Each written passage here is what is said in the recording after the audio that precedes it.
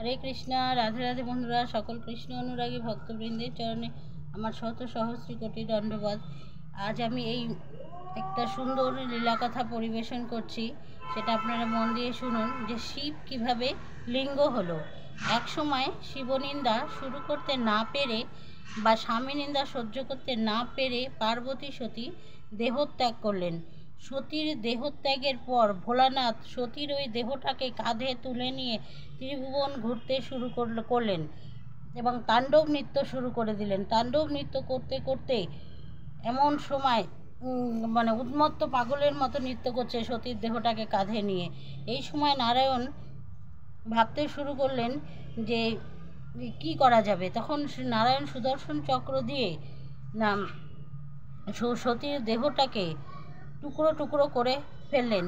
যখন দেখলেন ভোলানাথের কাঁধে সতীর আর কিচ্ছু নেই, সতীর দেহের আর কিছু নেই, তখন উন্মত্ত দিগম্বর মানে কোনো পোশাক শরীরে নেই।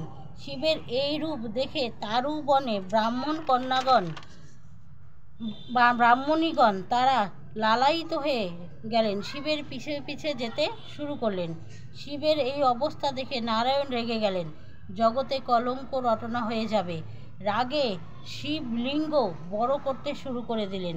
ব্রহ্মাকে বললেন, তুমি ঊর্ধ্বগতি দেখো, আমি নিম্নগতি দেখছি। স্বর্গ মর্ত পাতাল শিবের লিঙ্গ ভেদ করে গেল। তখন নারায়ণ সুদর্শনকে আদেশ দিলেন যে শিবের লিঙ্গটাকে 12 টুকরো করে দাও।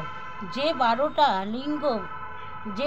লিঙ্গ 12 জায়গায় স্থাপিত হলো, যাকে বলা হয় দ্বাদশ জ্যোতির্লিঙ্গ।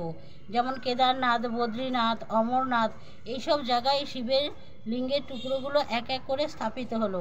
এখান থেকেই শুরু হলো শিবের লিঙ্গ পূজা বা লিঙ্গের আবির্ভাব। হরে কৃষ্ণ, জয় নিতাই, জয় গৌর, জয় রাধেশ্যাম। গল্পটা যদি ভালো লাগে, গল্প না লীলা কথাটা যদি ভালো লাগে, তাহলে অবশ্যই আমার চ্যানেলটি লাইক, শেয়ার, সাবস্ক্রাইব করে আমার পাশে থাকবেন। হরে কৃষ্ণ।